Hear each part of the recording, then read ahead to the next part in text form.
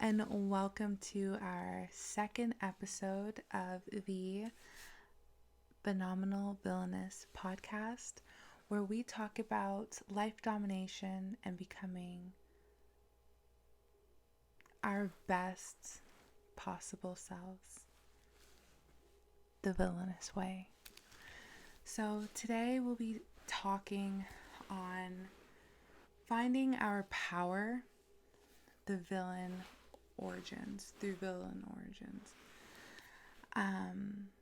So the first thing I want to talk about is exploring your villainous origin story, right? Why are you like this? Why is it that you feel helpless? You know, when you're the heroine, it's so much easier to just allow things to happen and then try our best to help others and, always thinking about other people, always doing the most for others, always, stretching ourselves thin for another person. Sometimes people we don't even know. Sometimes people we don't even really like. Why is that? Why is that occurring? Right? So when it comes to our villainous origin stories, what caused this behavior?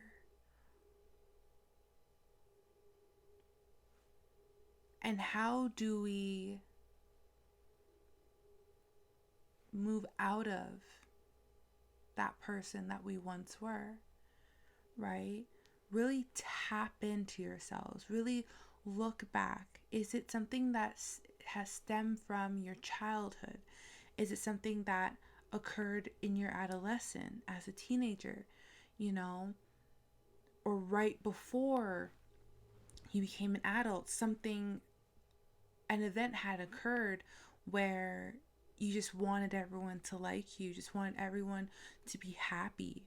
What happened, right? For myself, I am the eldest in my family when it comes to females. I'm the eldest granddaughter. I'm the eldest for my mother, who was a single mother for a majority of my life, right? So from when I was younger, I was called second mama, little mama, okay? If something were to happen with my siblings, I was the one that she would go to confide in me or to tell me to talk to my siblings. And to this day, I go and I talk to my siblings, right? So we have to understand, where is this coming from? How come we feel so powerless? And how can we stand in our power and make sure that our relationships going forward don't emulate the relationships that we've cultivated in the past? We also want to change the environments, change the way that people approach us, setting those boundaries, being assertive to the relationships that are already established, and just saying like, hey, this isn't my place, hey, whichever, whatever, but you can only truly do this if you have tapped in to your origin story and you understand that you yourself have to become the older sister, older brother that you never had. If you are someone like myself, if you are an eldest sibling and there was no one that you could look up to, no one you can lean on, no one you can go to for advice, it was like you were paving the way,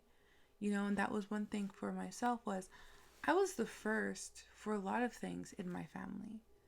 The first to graduate on time, the first to, not have a teenage pregnancy. There's a lot of expectations for me growing up. I was the first to get a degree. I was the first for a lot of things because when I was growing up, I was told to lead by example.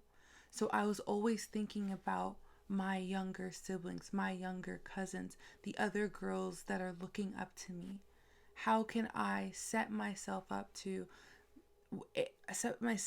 in a way where they can learn from me in a positive way? I can be a positive influence. But that's when I realized many years later that that was not my role. That was not my responsibility. The person that these people should have been looking up to were their own parents, was maybe even someone who was in the same field as what they wanted to get into, not a cousin or a sibling that is only a few years older than them. You know what I mean? Like, I was a kid with a lot of responsibilities, right? So for yourself, you need to understand, why is it that I'm people pleasing? Why is it that I can't say no? And that moves on to discovering your voice. Understand that you have a voice. Utilize your throat chakra and speak your mind.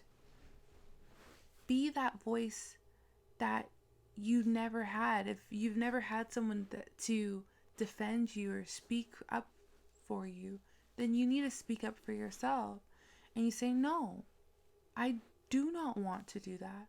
Or, this is how I feel.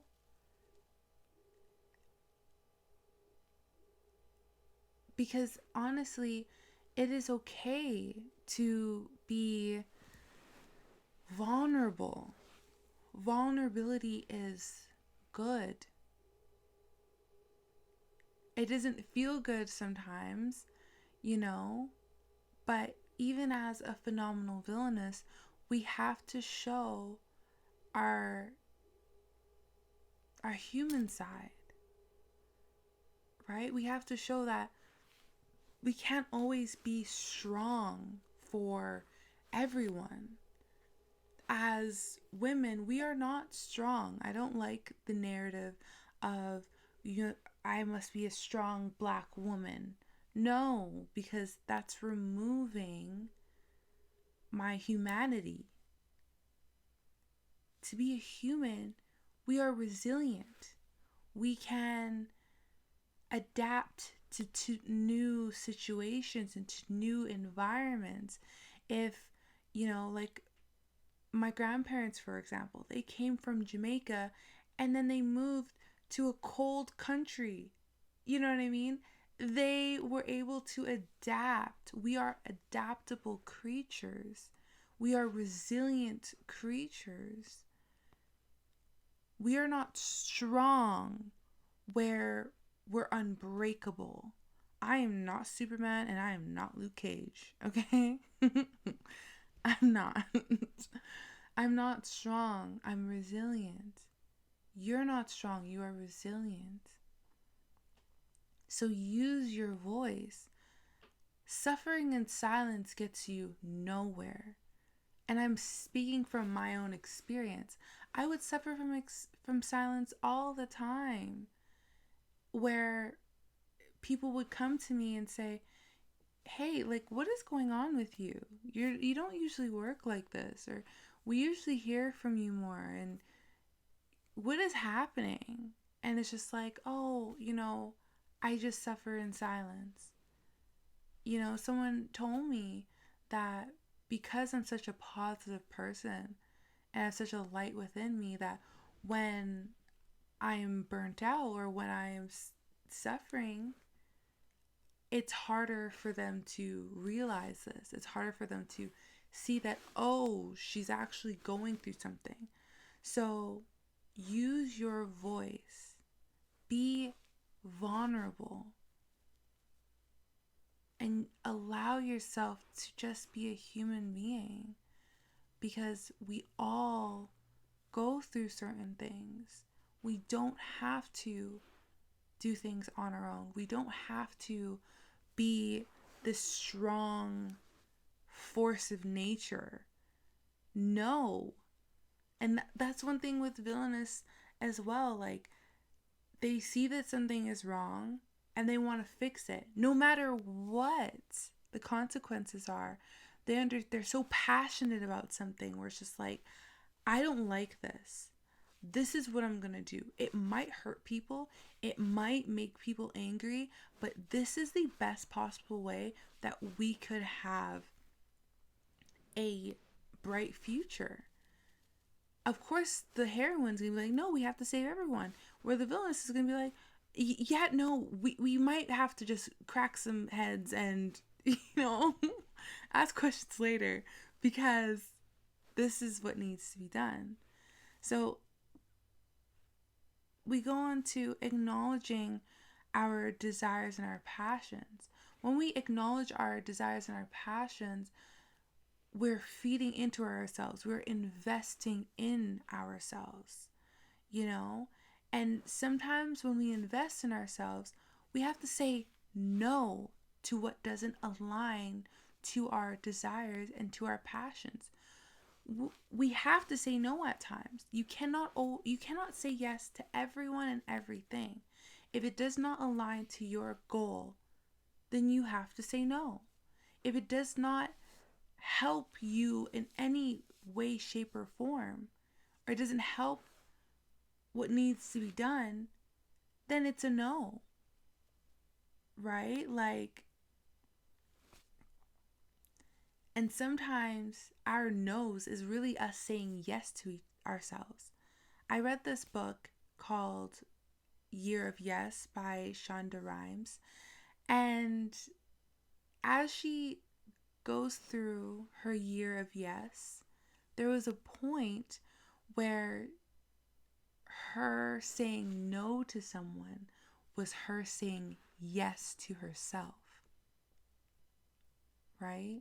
And I understood what she went through in that moment because, yes, the idea of, getting married or, running off to a new place with somebody, that sounds nice for them. That makes them happy. But when you really look at yourself and the type of individual that you are, does it align with who you are? Does it align with the life that you want for yourself? And if what someone else wants does not align with your happiness, with your desires, with your passions, then you have to say no. And that's what it means to stand in your power. You know when to say yes, and you know when to say no. You understand the fundamentals, or you understand where you come from, why you're afraid of standing in your power, why you feel powerless. Where does that stem from? Once you discover that, you find your voice. You acknowledge your power. You acknowledge your desires and your passions. You say yes to what aligns, and you say no that do not serve you. And you become assertive when you want to dominate your life. When you say no, you don't have to be like, be all disrespectful or anything like that. No, you are assertive with it. This is what I want. This is what I don't want. And you doing that is showing just how powerful you are. Because then if you can say no to anyone and you can say yes to yourself, then you can dominate this life that is yours.